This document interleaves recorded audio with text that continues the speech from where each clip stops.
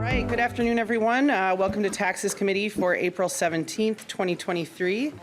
I'm going to calling us to order. We have two sets of minutes for April 4th. First, Vice Chair Norris, do you have a motion? Chair Gomez, would you like me to move them one at a time, or what's the? I think we'll do them one at a time. All right. So I will move first the minutes from the April 4th, 2023 meeting that convened at 8:31 a.m. All right. Thanks for that terrible reminder of that time together.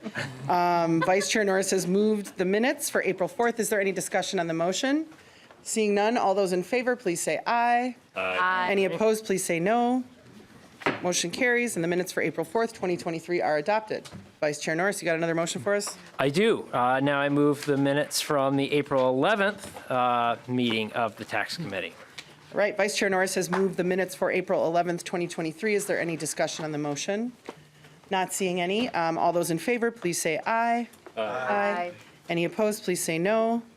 Motion prevails, and the minutes for April 11th, 2023 are adopted.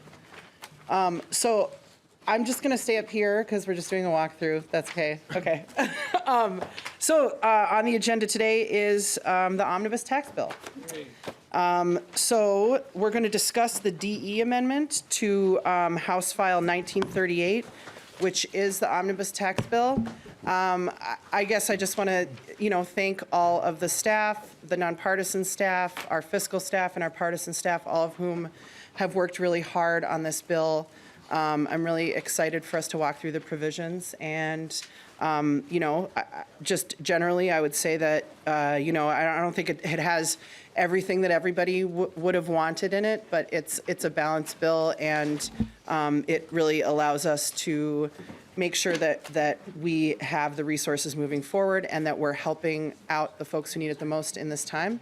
So look forward to discussion about it. So just quickly before we move to nonpartisan staff, the way this is going to work is we're meeting today and we're getting a walkthrough from nonpartisan and fiscal staff. Tomorrow we will receive testimony on the DE, and then on Wednesday will be markup and adoption. And on Thursday, and discussion. That includes that. And then I believe we are meeting on Thursday also to take up paid family medical leave. So a lot of time together this week, tax committee members. With that, I think we'll just turn it right over to Mr. Klayman and Mr. Williams. Go right ahead. Thank you. Chair Gomez and members, for the record, I'm Sean Williams from House Research. I'm going to start by walking through Article 1 of the amendment. The first, we're going to sort of group together sections that have sort of similar substantive effects. So I'm going to sort of list them in chunks because they don't necessarily follow in a linear order. So sections 1, 9, 11, and 12, 26, and 39 of the bill establish a Minnesota child and working family credit. Sections 1, 9, 11 through 12, and 39 are just technical cross-reference updates, so there's not a huge substantive change to those provisions, but they are included in the article. The credit sort of restructures the state's existing earned income credit into a child and working family credit. The child credit would be $1,175 per child. There's no cap on the number of children eligible for the credit.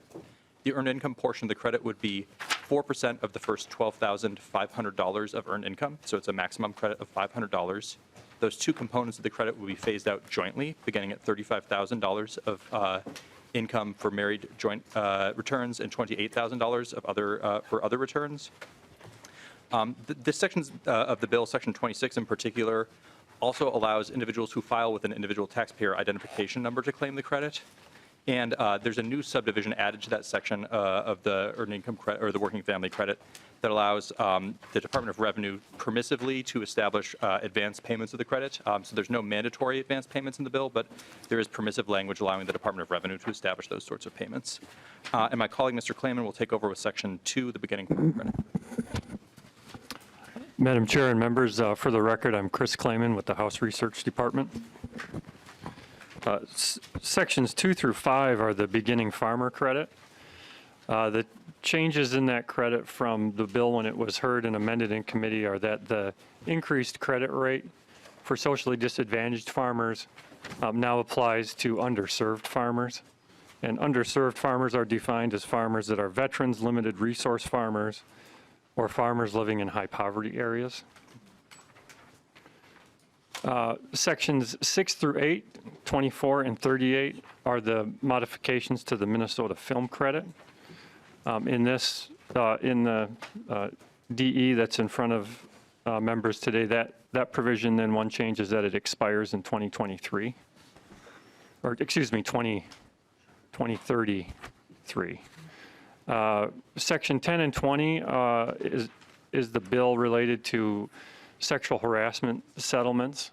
And what that bill did was prohibited certain settlements between employers and employees to be provided as wages or severance, and also provided an income tax subtraction for the settlements. Sections 13 through 16, these are the provisions relating to the changes in the pass-through entity tax in House File 2256. One change from the underlying bill that was heard in committee is that the effective dates are prospective in that particular set of provisions. In addition, there were some Department of Revenue policy and technical changes to the pass-through entity tax. Those were moved out of the policy and technical article, and they were moved into Article 1. And then the provisions from House File 2256 were then made to those amended provisions. And then I'm going to pass this over to Mr. Williams for Section 17. Chair Gomez and members, Sections 17 and 27 of the bill are changes to the K-12 education credit. There's two changes from how the bill was heard in committee. The first relates to the technical definitions recodification. This came up in committee. I believe Representative Robbins raised a question about this technical definition provision. And so there's been some changes made to that. They're non-substantive, I would describe them, but the Department of Revenue has indicated that the version that's included in the amendment would have no substantive effect. So it really is just sort of a mini reorganization of that language. At least according to the Department of Revenue, this version doesn't have any substantive effect on the credit. The bill also includes language that for taxpayers who have 3 or more dependents, the phase-out will be increased by the amount of 1 dependent exemption, 2 dependent exemption, or 3 dependent exemptions for taxpayers with 3, 4, or 5 or more children. So the phase-outs are the same as the bill we heard in committee, the House File 915, except that the phase-outs are slightly higher for taxpayers that have more than 2 dependents. Section 18 of the bill is the bill that we heard in committee relating to the permanent non-taxation of discharges of student loans. That was House File 443, and that bill has not changed since we heard it in committee. House File, Section 19 of the bill is the Social Security subtraction. So this has changed from when we heard it in committee. The bill allows a a full subtraction for all Social Security income for taxpayers with adjusted gross incomes of $100,000 for married joint filers and $78,000 for single filers. That subtraction is phased down over $20,000 of income. The bill additionally includes a hold harmless provision. There are a few number of taxpayers that if we switched fully to that full exemption method I just described, that would see a small tax increase. So there's a hold harmless for those taxpayers. Section 21 is a public pension subtraction. This relates to those basic plans, those individuals who earn pensions that were not based on service for which they did not receive Social Security. It's phased out in the same way as the Social Security subtraction, except the subtraction is limited to $25,000. House File, the next section is 22 and 23. This is the fifth tier of the income tax. This is the same as we heard it in committee as amended. So it established a 10.85% income tax on income above $1 million for married joint couples, $600,000 for single filers, and $800,000 for heads of household. Section 25 of the bill is the dependent care credit provision. This was in the governor's bill, and it allows unmarried parents to claim the newborn credit. That's currently only allowed to married couples filing jointly. Section 28 of the bill is a change to the military credit due date. It changes it from being based on the tax year to the calendar year. And this was also a provision in the governor's bill. Sections 29 and 30 relate to the student loan credit. It's a modified version of the bill we heard in committee. The maximum credit would be increased from $500 to $1,000 under the bill, and the credit would be made refundable. And lastly, Section 33 is the Cleveland bill that we heard in committee related to the master's credit for special education degrees, House File 2430. This just lets taxpayers who got a master's degree in special education claim the credit for teachers attaining master's degrees. And it's, as we heard it in committee, as amended. And Madam Chair and members, now moving on to Section 31 and 32. That's House File 73, the credit for parents of stillborn children. That's the Representative Robbins bill. There's a provision in the Department of Revenue's policy and technical bill related to this credit, and that's been taken out of the bill. And instead, the Representative Robbins bill is what's in the DE. Section 34, that's the manufactured home park credit. That's very similar to how the bill was heard in committee, except there's now a sunset date for 2031 in that credit. Section 35, this is new language, but it's related to the subtraction for public pension income and sexual harassment and abuse settlements. This is largely just kind of more along the lines of an administrative change, but essentially what Section 35 does is it does not treat those subtractions as tax preferences under the individual AMT, the state individual AMT. Sections 36 and 37, that's the worldwide combined reporting provision. And that's unchanged from how that bill was heard in committee.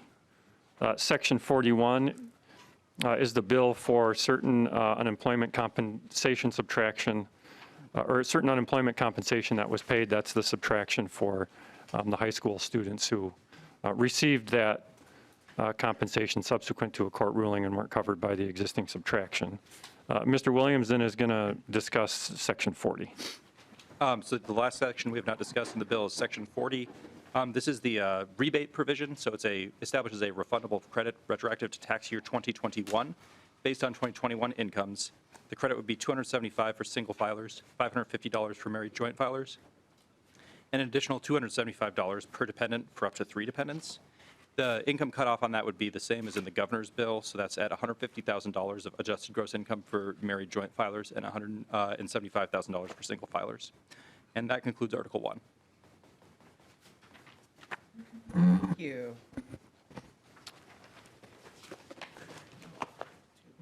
Now it's all Mr. Clayman for Article 2, huh? Yep. Oh, yeah. Oh, sure. Representative Davids. Okay, 2 things here. First of all, I just want to get this straight, that in Section 40, for a single filer, if you're at $74,999, you get $275. If you're $1 higher than that, you lose everything. Is that correct? Chair Gomez and Representative Davids, yes, that's correct. Okay. Now, let's back up here just a little bit to the wraparound or the pass-through entities.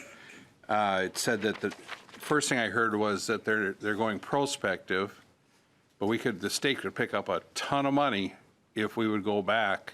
Was it the first of this year or first of last year? Or? Is that for Mr. Clayman? Yeah, and isn't the issue if we do it January 1st of 23? It's one thing, but what we're in this bill, what it says we're going to go from this time forward, like what, July 1st forward? Because we really should go back.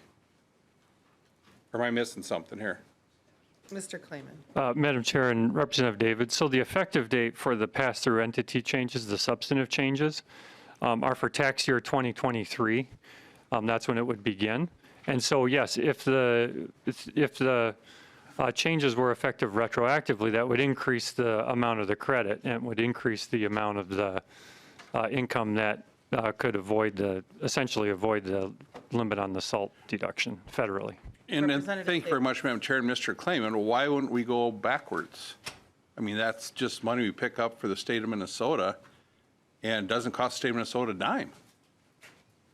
I mean, I'm into making money here. Why aren't we trying to make some money for the state that costs the state nothing? So I think that's a policy question that you and I should discuss further. Okay. If that's okay. And then also, thank you, Madam Yep. Chair. Thank you very Yeah, much. Representative Davis. Mr. Clayman or Mr. Williams, on the pass-through entities, I think there's one of you made the comment that the department made changes. Now, I love the department with all my heart and all my soul, but that made me a little nervous. What changes did they make? Mr. Clayman. Mr. Chair and Representative David, so the Department of Revenue's policy and technical bill included one of the provisions recodified the definition of income, recodified where that exists in statute from one chapter to the administrative chapter to the income tax chapter. And So that was new, that was not necessarily new language, but it had to be moved. And so the intent with that language, at least based on my reading of it and how it is in the bill right now, is that it doesn't have any substantive change on the calculation of the PTE tax. It's just that to include those technical changes and the substantive changes in House File 2256, the 2256 changes had to be made sort of on top of those technical changes proposed by the Department of Revenue. Representative? Thank you, Madam Chair. I'm not scared anymore. Excellent. Glad we've allayed your fears. To Article 2, Mr. Klayman. So, Madam Chair and members, Article 2 is the conformity article. This will be fairly brief. So sections 1 to 3 and 5 and 6, that's just the federal update from the federal conformity bill that was heard in committee. Sections 4 and 7, however, those are from, I believe it's the governor's bill or I think it was the governor's bill.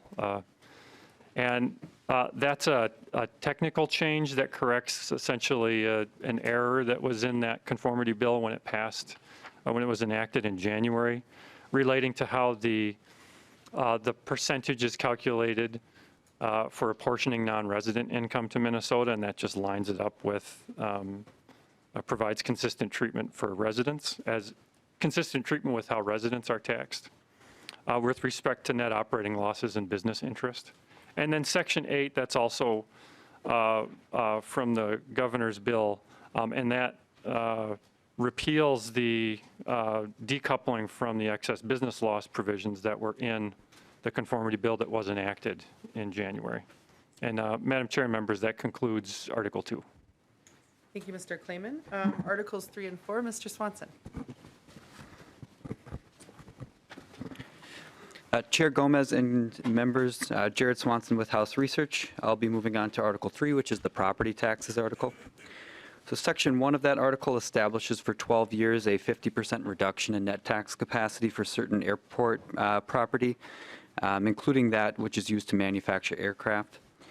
Section 2 of that article requires property to be classified as 3A commercial if it contains multiple solar energy generating systems that cannot be combined with another system for the purposes of the solar energy production tax. Section 3 provides a 10-year extension of a property tax exemption for a property in Minneapolis owned by the Minnesota Chippewa tribe. Section 4 establishes a property tax exemption for an elderly living facility in Duluth. Sections 5, 13, 15, and 20 all allow community land trust units that are owned and occupied as a homestead to receive the 4D classification rate of 0.75%. These units would also be eligible for the homestead market value exclusion and be eligible to receive property tax refunds.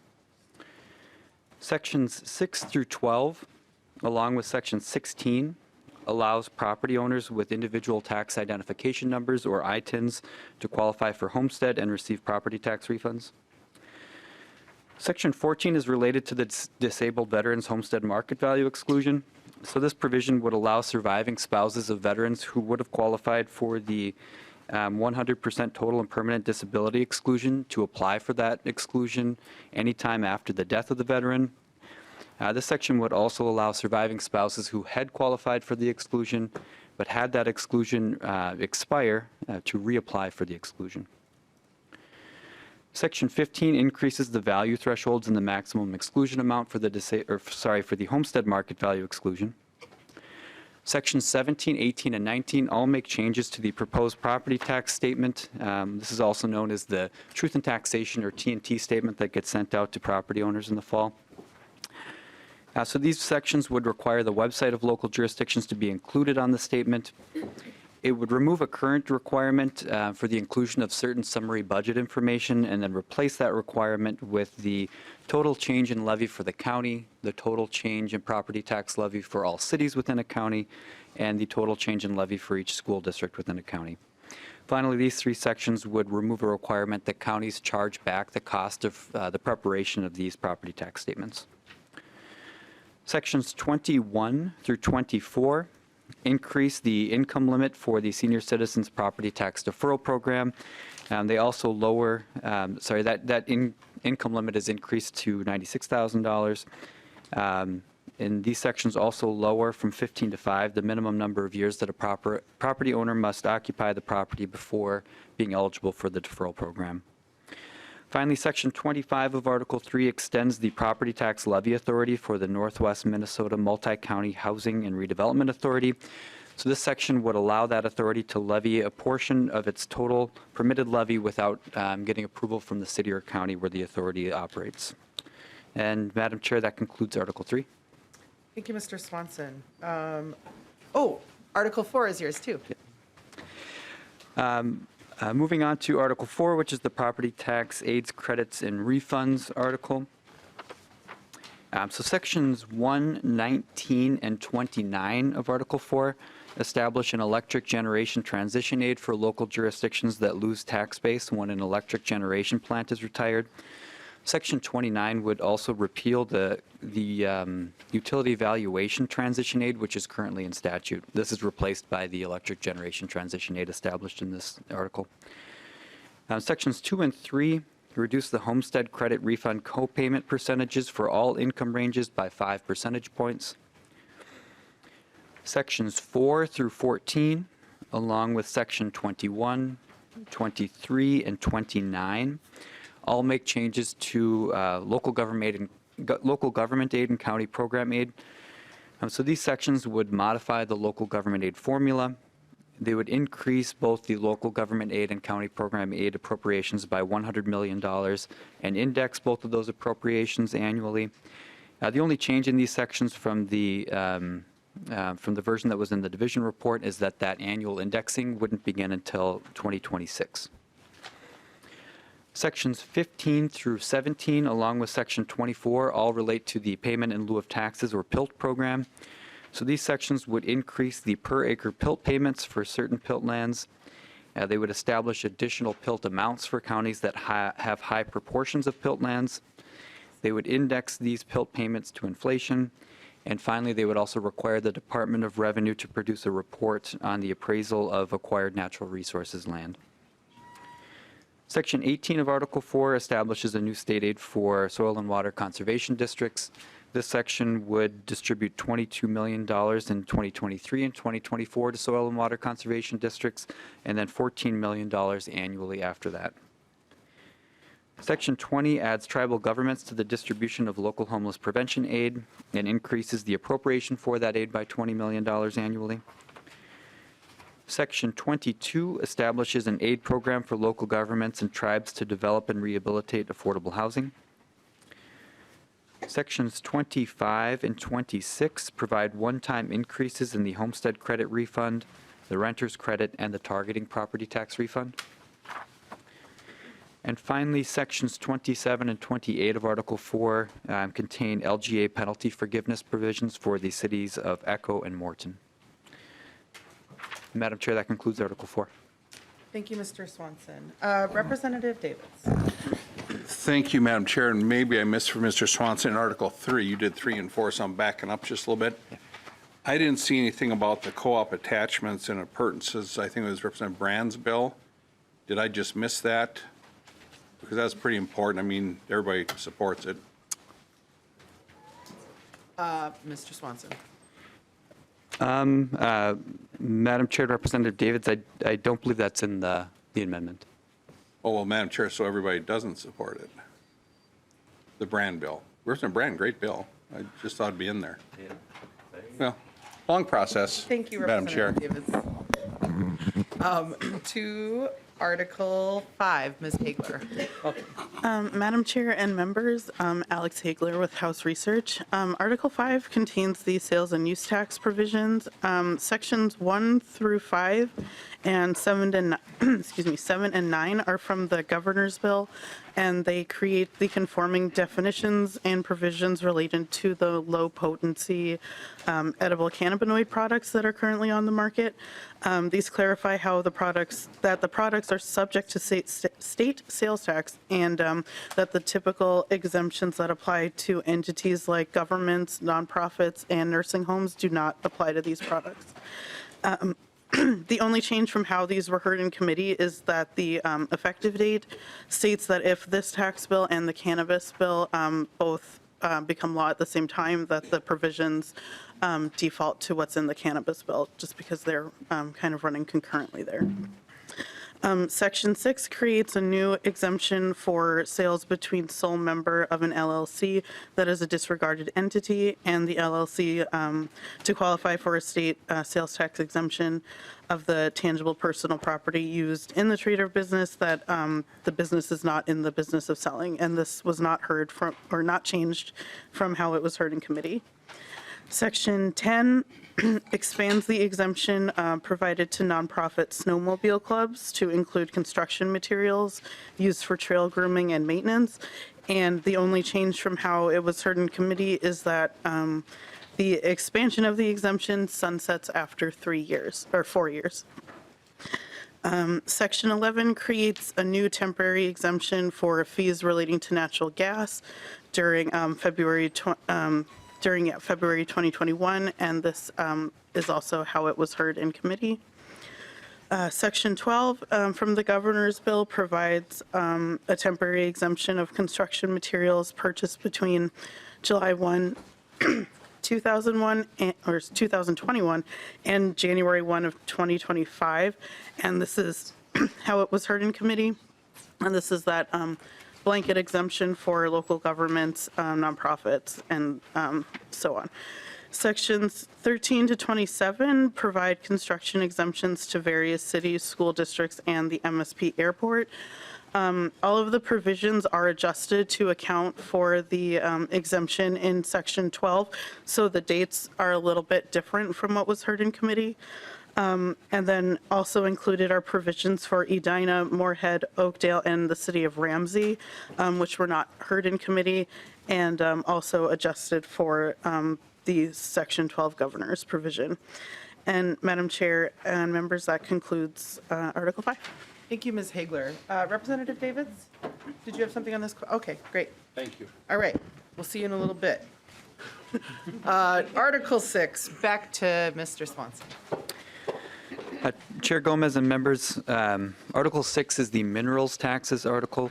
So this article makes changes, variety of changes to mineral taxes, including the net proceeds tax on non-ferrous mining and the production tax on taconite mining.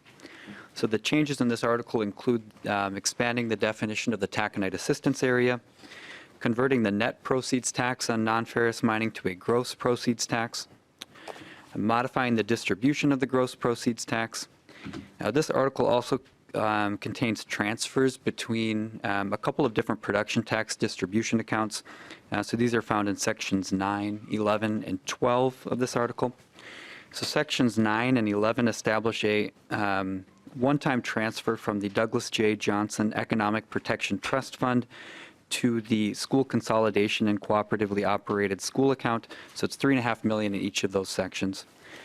Section 9 also annually transfers the production tax distribution that is set for the Douglas J. Johnson Economic Protection Trust Fund to the Iron Range Resources and Rehabilitation account.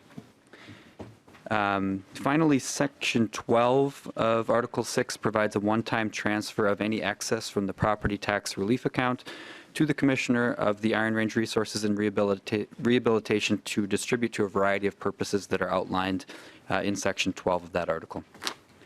And Madam Chair, that concludes Article 6. Thank you, Mr. Swanson. Article 7, Mr. Williams. Chair Gomez and members, Article 7 pertains to the renter's credit. This is a bill that we heard in division but was not heard in the full tax committee, so I'm going to describe it sort of at a high level and then talk a little bit about what's changed. So the bill would convert the renter's credit from a standalone property tax refund to an individual income tax credit that's refundable. So taxpayers would file and claim the credit as part of their January through April income tax return, rather than filing a standalone return in August.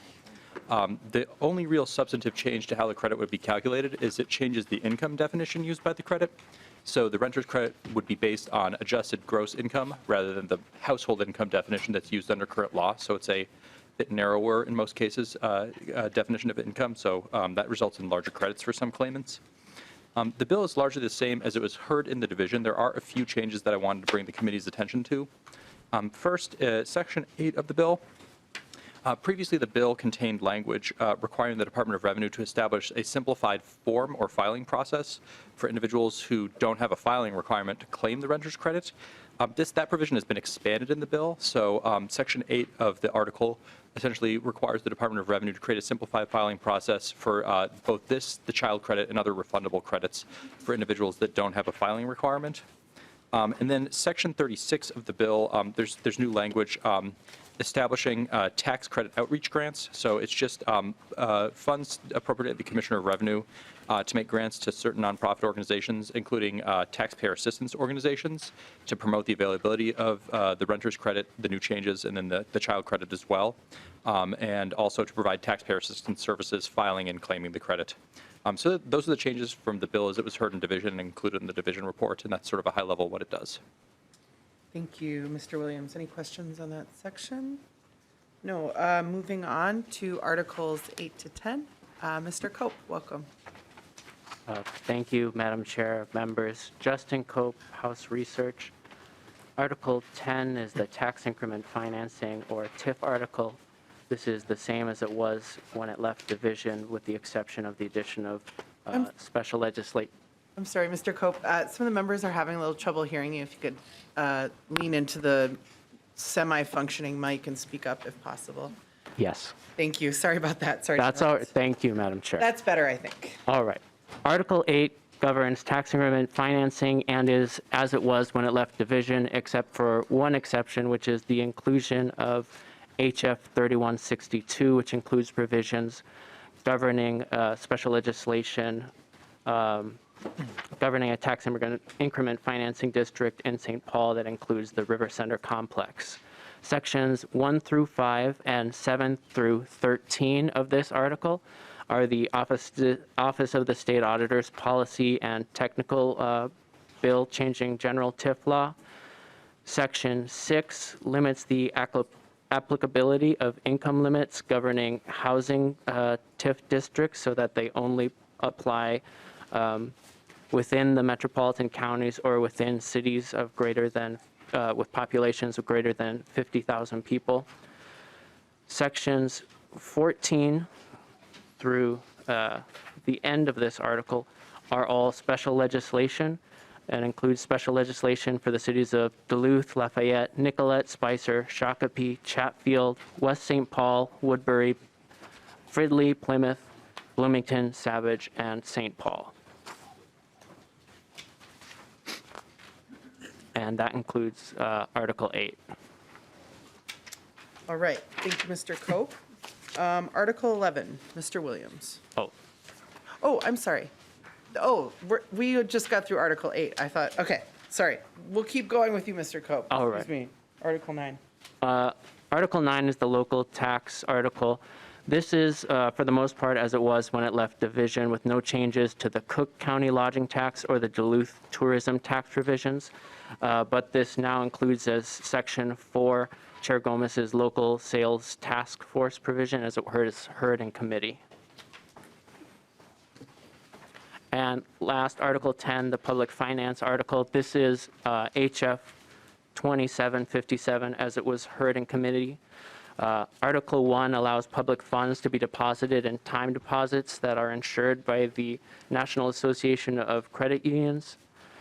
Sections 2 through 7 extend the period during which debt issued by cities, counties, and school districts to pay for capital equipment can be paid, and it extends that duration from 10 years to 20 years. Sections 8 through 11 apply certain levy certification requirements to housing and redevelopment authorities, economic development authorities, and port authorities.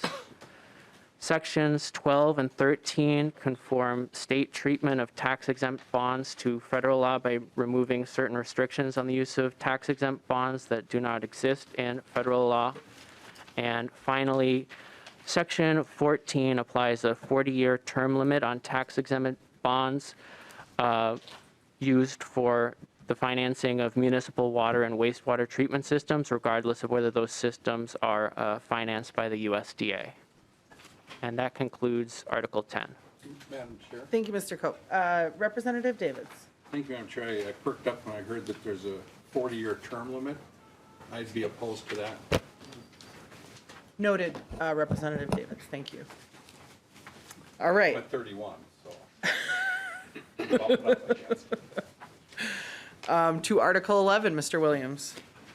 Chair Gomez and members, Article 11 contains purpose statements for the new tax expenditures being established in the bill.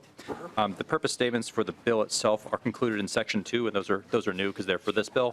The article additionally contains purpose statements for that were included in House File 916. That's Representative Abaje's bill that included purpose statements that were in earlier tax bills but not enacted into law. And that concludes Article 11. Thank you. And it looks like Article 12, everybody's going to get in on this one, so maybe we can people can rotate in and out as needed.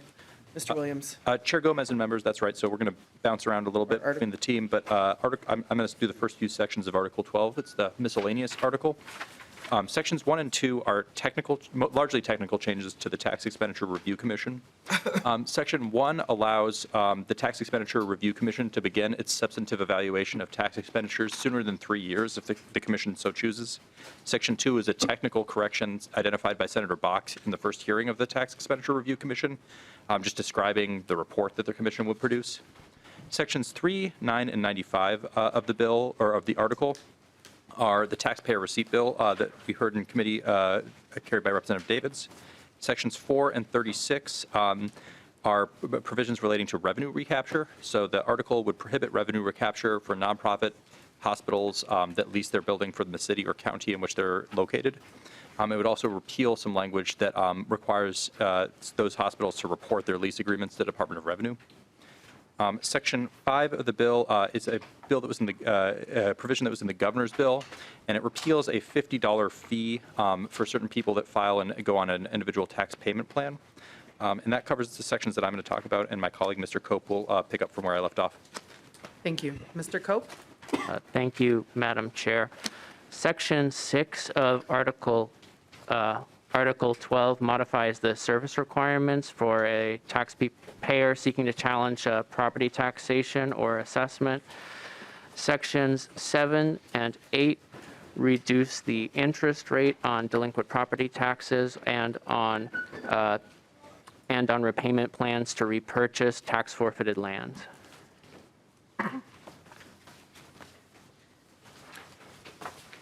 Ms. Hagler is up next? Oh, I think, sorry. Section 10. Okay. Sorry. Madam Chair and members, Section 10 provides a rate reduction to the combined net receipts tax for charitable gambling, and the percentages are reduced and is probably best shown on the chart on page 59 of the House Research Summary. Section 11 provides that if the U.S. Bank Stadium bonds are prepaid, that no Minneapolis sales tax revenue will be retained for the city's debt service support payments. Section 12 dedicates 5% of the proceeds of the solid waste management tax to an account in the environmental fund for expenditure on county waste reduction and recycling programs. And sections 13 to 15 require that electronic pull tab games contain a mechanism requiring a player to manually activate each ticket to be opened, as well as a mechanism requiring a player to manually activate the reveal of each row of symbols as separate and distinct actions. And Madam Chair, I'm going to hand it back to Mr. Cope. Mr. Cope? Thank you, Madam Chair. Sections 16 through 25 of Article 12 allow cities, towns, and counties to establish tourism improvement districts. Section 26 modifies the Minnesota Housing Finance Agency's Workforce and Affordable Homeownership Development Program to allow issuance of loans under the program. And it it appropriates money from the general fund derived from mortgage and deeds tax proceeds. The amounts that will be deposited to that program from the fund in fiscal year 24 and 25 are $27,500,000, and from fiscal years 2026 through 2034, $7,500,000. Section 27 establishes a new state aid to tribal nations and appropriates $75 million annually to the aid program. Section 28 amends special legislation governing the issuance of bonds from St. Paul's capital improvement programs. Section 29 requires DOR to submit a report to the legislature on the cost of free filing options for the individual income tax. Section 30 exempts certain general obligation bonds used to finance the construction of a public safety building from the City of Virginia's net debt limit. Section 31 would extend the period of redemption for certain properties that have been in targeted neighborhoods within Ramsey County from 1 to 3 years. Sections 32 provides a $300,000 grant in fiscal year 2024 to the City of Northfield.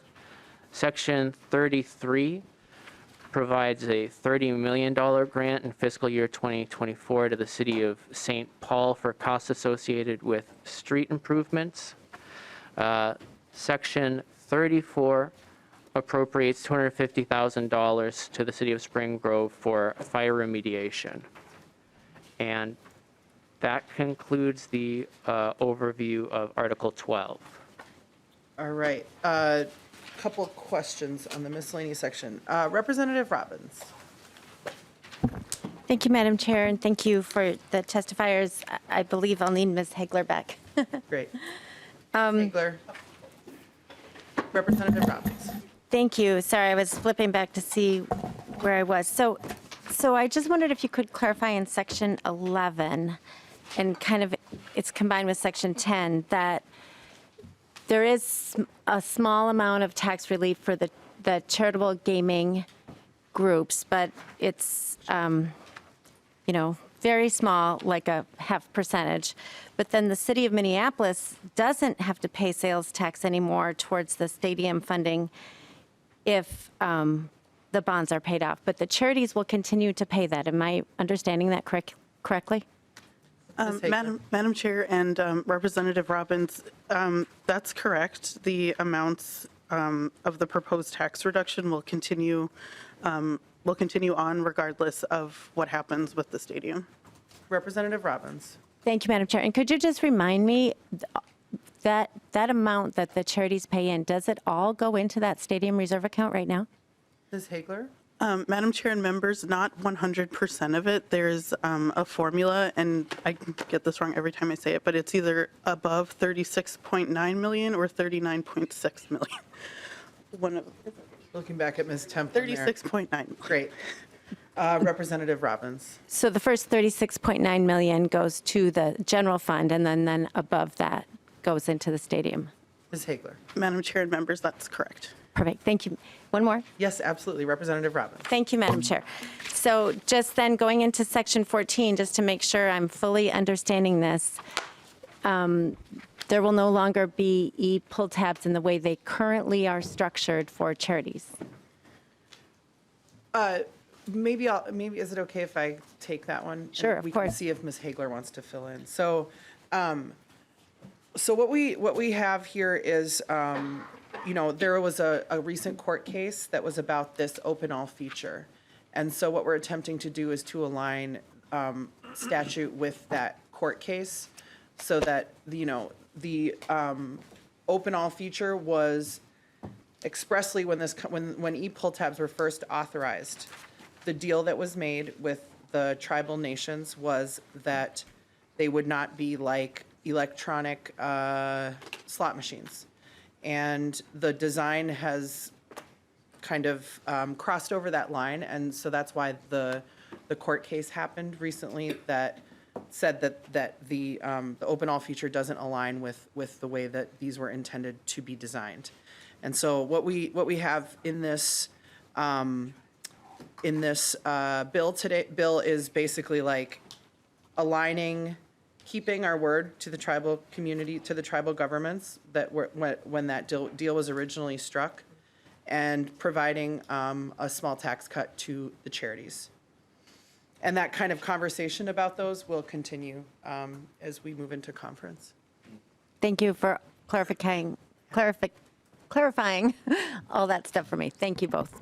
Thank you, Representative Robbins. Representative Davids. Thank you, Madam Chair. Looking at page 262, section 27. No, I think I missed a part of one meeting, and maybe it was then, but section 27, tribal nation aid, that's $75 million forever? There's no like limit on that, or like after 4 years, like on a lot of this stuff? And I don't recall hearing that in committee. We did. Did we hear that in committee?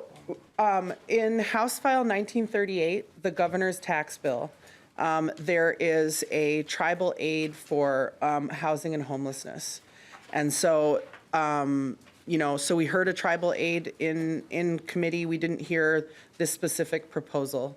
But yeah, that is, we'll hear more from tribal communities, I think, tomorrow. But that is $75 million a year in aid, because a lot of these tribal nations are delivering services to their citizens and other people who live within their reservation boundaries, much like a city or a state does, or I mean, a city or a county does, and they don't get any support for that. So increasingly, we have tribal communities that are not only providing public safety, infrastructure, roads, but also social services to their members and others who live within their reservation boundaries.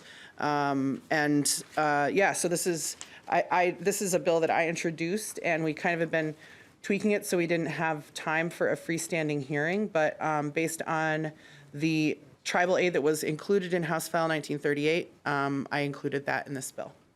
Representative Davis. And thank you so much for that. I'll be curious on it, because I'd like to know, maybe staff can help me, how many members of the tribes are there? And that 75 million just seems really like high to me, but I'll reserve judgment until I maybe get some of those numbers. I'd like to kind of know how many folks are we talking about here? And then what does that $75 million do? So thank you for that explanation. Thank you. And I mean, if you're asking for population numbers for the tribal communities? All members of the tribe. Okay. Included on this list. Sure, yeah. And I don't know that staff has that offhand. It looks like maybe not. I'm sure they can get to me. Yeah, so we can get it to you. I also just want to note that, a lot of, every tribe except for Red Lake, I believe, or I mean, every reservation except for Red Lake is allotted. So it means that not all of the land that's within the borders of the reservation is held by the tribe. A lot of that land is owned by others, by non-tribal members. And so the tribal enrollment will give you one kind of dimension of the services that tribal governments deliver, but it won't necessarily give you the entire picture because of that kind of, I don't know how else to describe allotment, but basically like that the U.S. government chopped reservations up into chunks and sold a lot of those chunks off to non-tribal members. It was an attempt to undermine and degrade the tribal land base in Minnesota. It happened all over the country. And so we're going to get you the enrollment numbers, but I'm looking forward to just having more conversation so that we can communicate kind of like what the services that this is intended to fund. Representative Davids. Thank you so much, Madam Chair, and that's why I didn't remember going over this. Some of that could have come out then, but we'll go perspective. Unlike what we should be doing on the wraparound, we should go back on that one. Thank you. Noted. All right. Now where are we at? Does anybody else have any questions on the miscellaneous section? If not, we'll go back to Mr. Cope, I think, to round us out here. Thank you, Madam Chair. Articles 13 through 16 are the Department of Revenue's Policy and Technical Bill, HF 1372, with the exception that 3 sections were removed because they conflicted with other language included in the bill. My colleagues, Mr. Klayman and Mr. Williams, discussed that in their overview. Those are sections governing the working family credit and the stillbirth credit. And that concludes the overview of the amendment. Thank you very much, Mr. Cope. Representative Robbins? Thank you, Madam Chair. So I don't recall it in the walkthrough, but I just want to be sure. Is there any provisions for the governor's public safety aid requests in this bill? There is not. Okay, thank you. Thank you. Representative Davids? Well, thank you, Madam Chair. I'd just like to point out on page 273, there's a very big change by the department here that I totally support, and I hope we all do, on line 273.4, subdivision 5. For your local fire departments, that's a big deal, and I think it's good it's in there. Thank you, Madam Chair. Thank you very much, Representative Davids. Representative Koznick? Just one quick question. I think it's the previous article, section 33, an appropriation to the city of St. Paul. This is the $30 million grant for their street improvements. Is that right? Was that a bill that we heard, and where did this kind of come from? We heard a lot. We heard local aids. We heard, we didn't hear this specific one, but we heard LGA and CPA in the property tax division, and which was then passed on to us. And so we kind of included it on that basis. Interesting. Thank you. Looking forward to more discussion on that one on Wednesday, Representative Koznick. I am too. Excellent. See you there. Anybody else? Great. So with that, we'll move to an overview from our fiscal staff. Welcome, Ms. Templin and Ms. Schill. Are we hearing from Ms. Templin first? Great. Go ahead.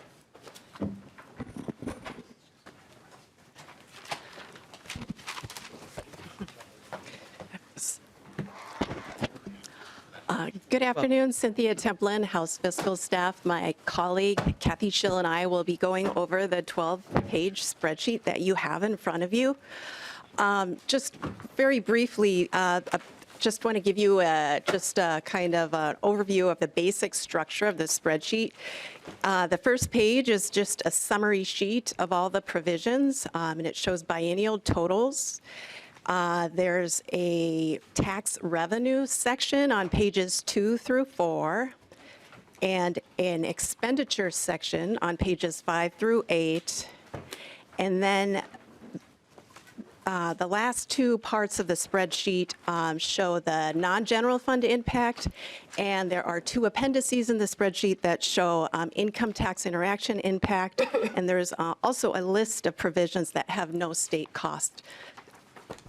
So to start, on page 1 of the summary page, lines 1 through 3 are reference information about the general fund tax revenues forecasted based on the February forecast. And line 3 shows the general fund property tax expenditures as forecasted on the most recent forecast. So those lines are for reference only. And then moving down the summary page on lines 5 through 8, you can see the total biennial changes for tax policy.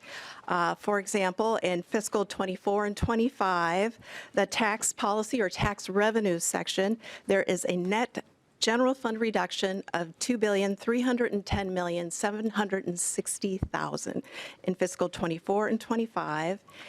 And Sorry, Madam Chair. No worries, Ms. Templin. Madam Chair, and an estimated general fund reduction in fiscal 26 and 27 of $963,650,000. Good afternoon, members. Kathy Schill, House Fiscal. Continuing down the summary page, you'll see on line 7, the total spending side, that is the tax refunds, aids, and credits. There's a small amount being spent in fiscal 2023 of $126,000. In fiscal 24-25, total spending is $688,854,000, and for the tails, spending is $335,060,000. Line 8 reflects net loan activity. This is specific to the senior deferral program. And back in 2016, okay, I'm going to do a throwback here, they started tracking both the appropriations and the loan repayments to the state. So we now track it in a different line. That spending, because of changes in the bill, is $260,000 in 24-25 and $1.29 million in 26-27. On line 9, you'll see the total of all three lines, 6, 7, and 8, where you see the net impact. Once again, you'll see the spending of $126,000 in 2023 for 2024. $2.999,874 billion. Way we track these two, we put fiscal 23, 24, and 25 expenditures together. So the total is $3 billion. And then for the tails, fiscal 26, 27, you'll see the $1.3 billion change. And continuing on the summary page, lines 10 through 12. Line 12 shows the estimated reduction to the stadium reserve with the changes in House File 1938. There is a reduction of $14.257 million in fiscal 24 and 25, and an estimated reduction of $30.195 million in fiscal 26 and 27. And then moving on down the page, lines 14 through 25 show the non-general fund impacts. These are change items. For example, line 15 shows the legacy funds. This is a set of 4 different funds. When you make changes to the sales taxes, it would be reflected here. And the various other funds that are impacted. That total on line 25, changes are almost 965 million in 24-25, and in 26-27, 27.3 million. Moving on to the next page.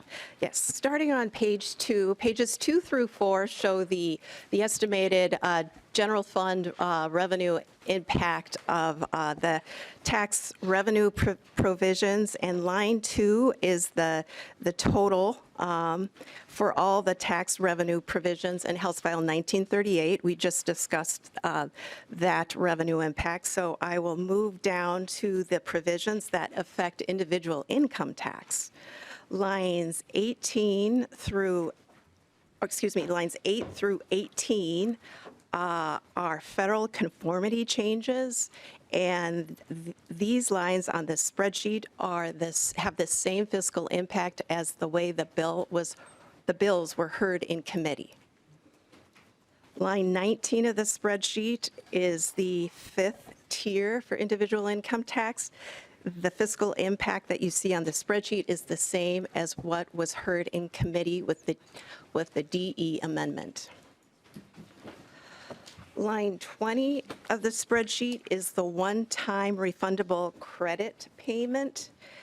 And this is slightly different from how a bill was heard with a refund in House File 1938. It's slightly different in that it uses or it relies on tax year 21 data. It's retroactive.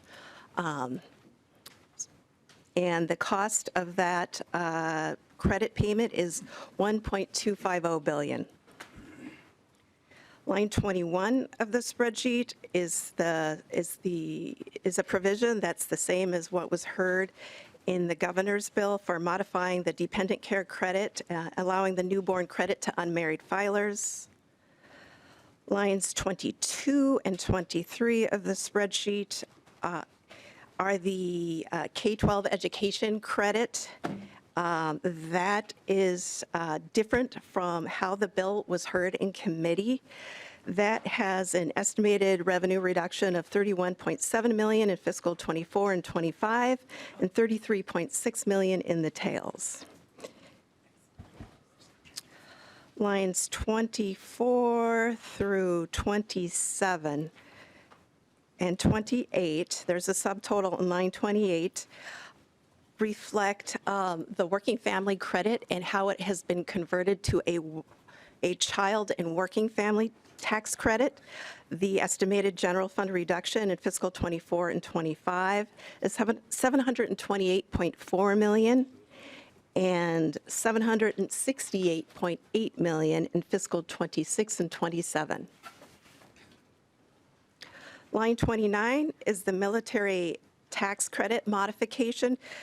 The fiscal impact in the tracking sheet is the same as how the bill was heard in committee. Line 31 of the spreadsheet is the Social Security subtraction modifications. This provision is different as it was heard in committee. As Mr. Williams described, this is 100% Social Security subtraction that has a phase-out starting point at $100,000. The estimated general fund impact is $409.2 million in fiscal 24 and 25, and $478.7 million in fiscal 26 and 27. Line 30 of the spreadsheet is the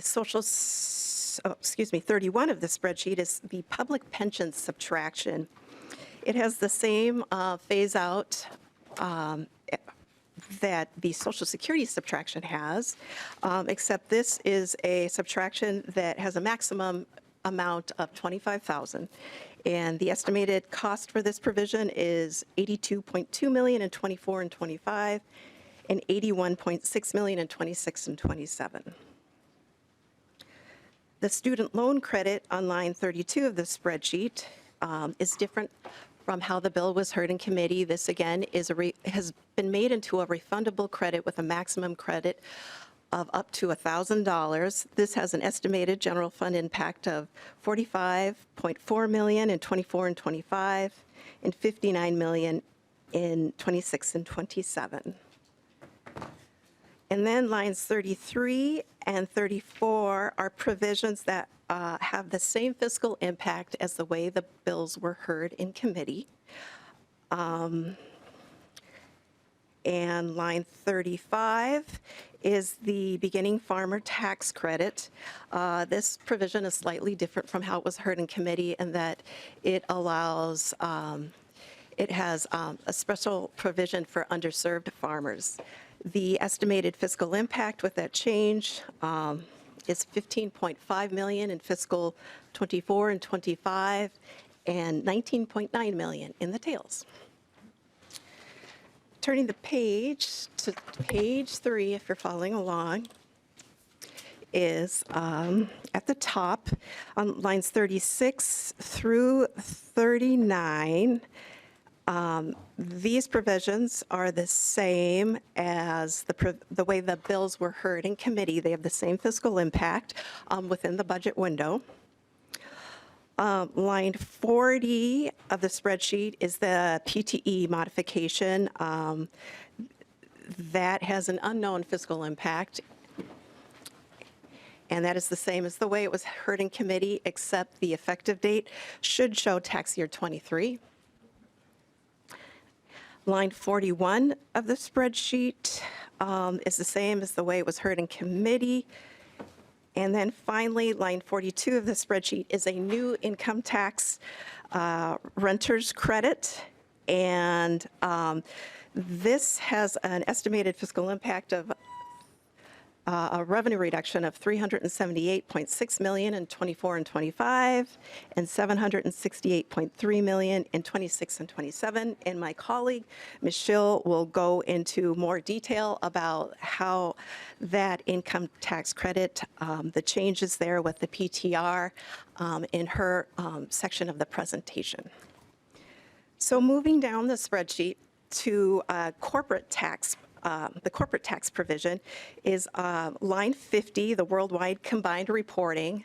This is a provision that has the same fiscal impact as it was heard in committee. Moving to sales tax provisions, lines 57, 58, and 59. These have the same general fund fiscal impact as the bills that were heard in committee. Line 60 of the spreadsheet, oh, excuse me, I should also add, line 60 is also the same as what it was heard in committee. That is the snowmobile exemption. Line 61 of the spreadsheet, this is a provision that we heard in the governor's bill. We sometimes call it the blanket exemption. It's the exemption for construction materials, for facilities and nonprofits. And this is a 36-month exemption that Ms. Hagler provided the details on. It's effective from July 1, 2021 to December 31st, 2024. That is an estimated one-time fiscal impact in the 24-25 biennium of $255,630,000. That provision, that blanket provision, covers a lot of the individual construction project exemption bills that were heard in committee.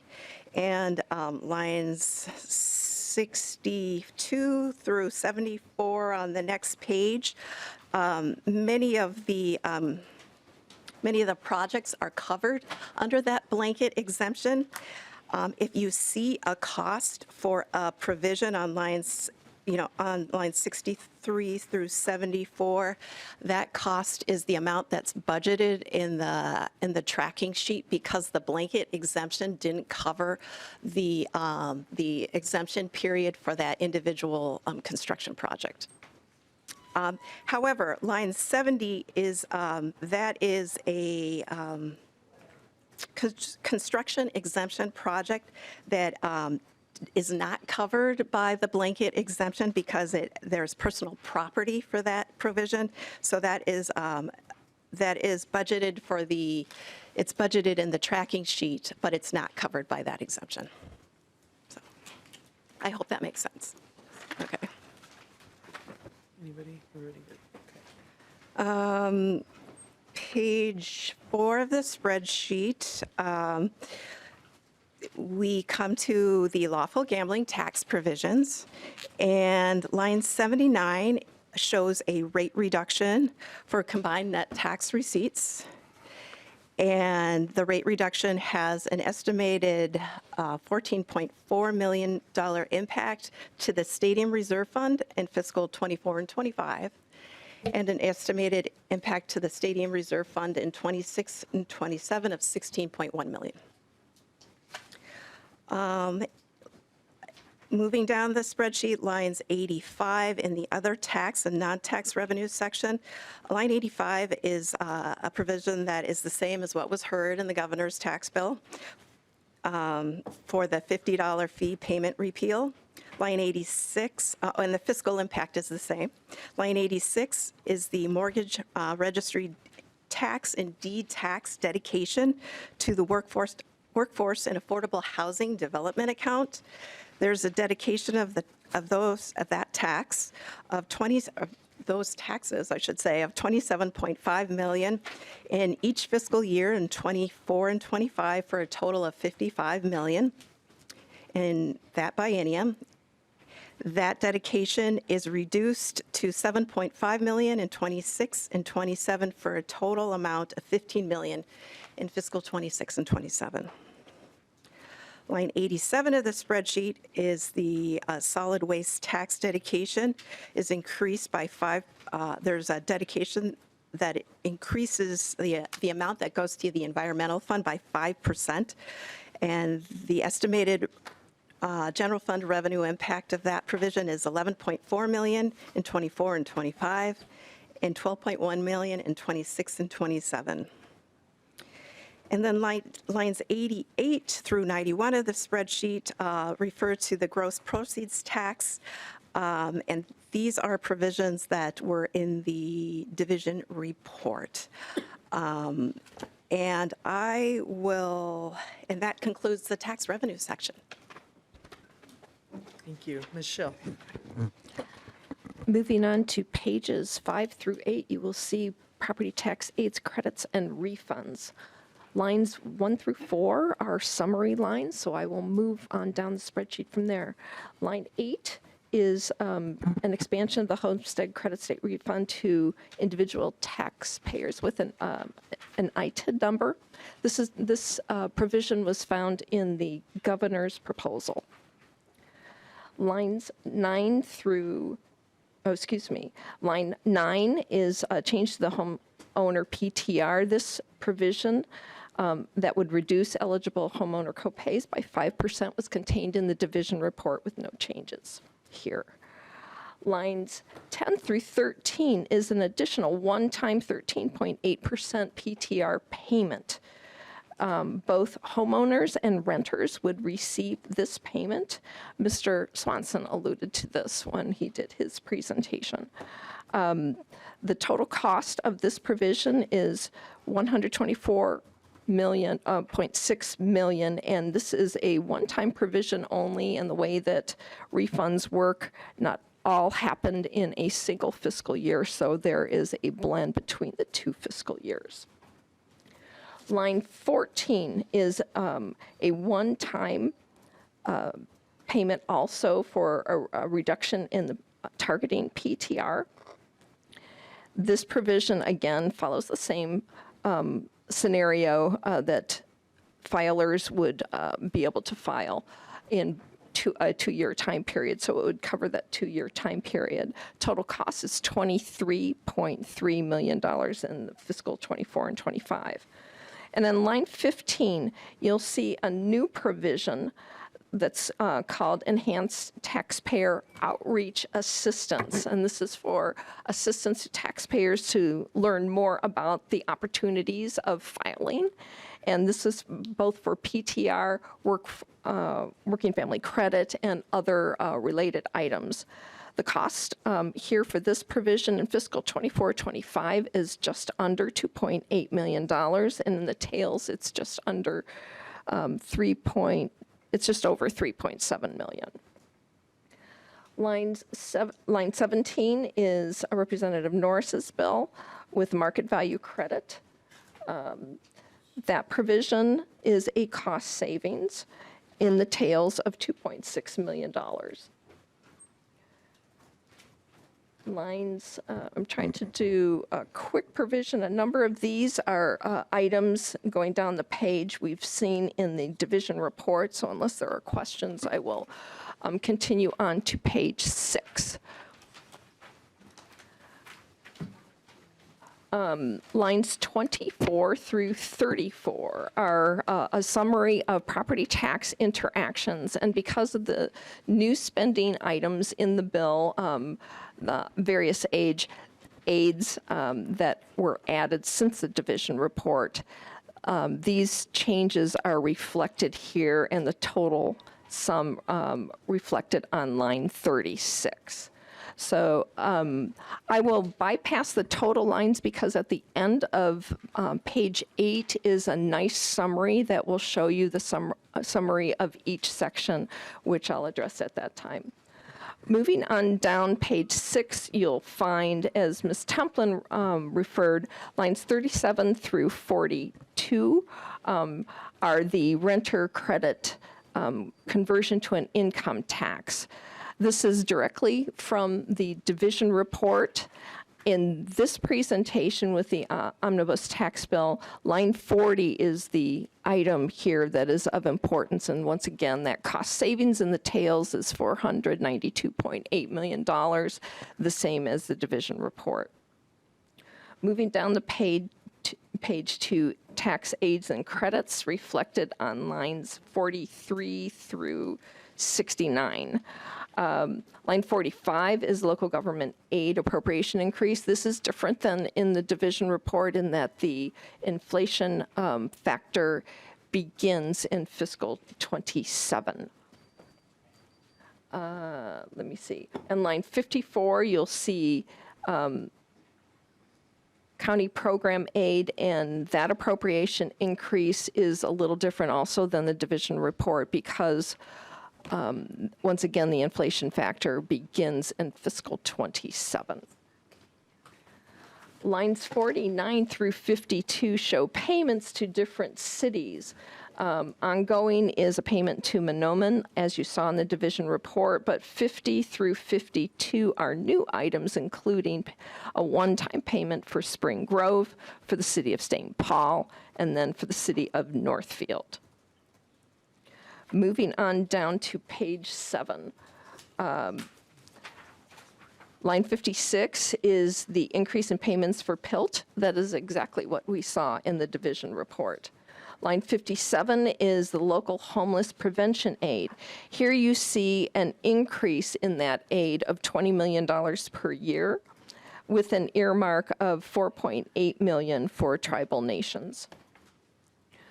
Lines 58 through 63 are the local affordable housing aid program. This is different than what we heard in committee.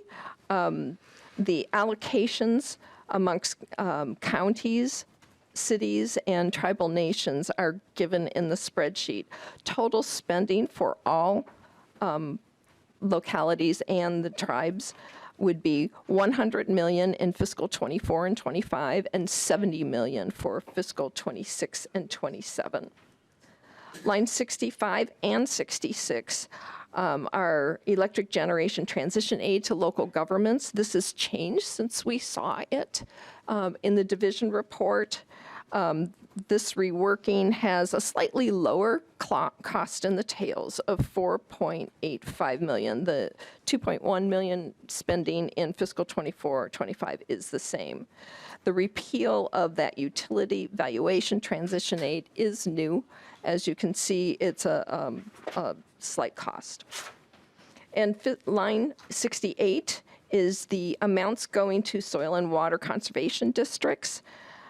$22 million per year in each fiscal 24 and 25, which is higher than what we had in the division report. And then ongoing aid is at $14 million per year in fiscal 26 and 27. The last part of the spreadsheet, other changes, lines 76 through 80 are all new. Once again, the tribal nations aid at $75 million begins in fiscal 25 and is ongoing through the tails. You see the revenue recapture that Mr. Williams referred to, the free filing report, the interactive taxpayer receipt website, and an interaction with problem gambling. Problem gambling is an interaction with changes in charitable gambling. And once again, you'll see the totals on line 87. And line 90 is that, once again, senior citizens deferral, as we saw in the division report, but the tracking is to what we call net loan activity. And finally, if you move to page 8, this is where you see a summary of each of the individual sections. This is important because you can track the cost savings associated with the renter's credit conversion, which you see on line 96. And then it gives you a better sense of what the totals of each of those sections are. Pages 9 and 10 are non-general fund items. Once again, the detail of these, if there are questions, we'd be more than happy to provide. I will say that the changes reflected in lines 34 through 63, there are slight changes associated with House File 2012. So you'll see a little bit different reporting here. The final page of is once again page 11 is the no state cost changes and the appendix. So unless there are questions, Madam Chair, I think that concludes the presentation of the spreadsheet. Great. And Mr. McQuillan just told me we have floor in like 3 minutes, so this is great timing. Are there any questions before? No? 3:30. Oh, that's way better. Okay, good. Sorry, I didn't mean to scare anybody. You had me all worried. Glad we're on our toes, everyone. Okay. Is there any questions for Ms. Schill or Ms. Templin? I'm not seeing any. Okay, so let's hold on to our materials so that we don't have to make new copies of everything. take it easy on our Ms. Savis and our pages. And we'll meet again tomorrow at Tuesday, April 18th, 9 a.m. And we'll be receiving testimony, and then we'll do member discussion, markup, and adoption on Wednesday. Thanks so much, everyone. With that, we are adjourned.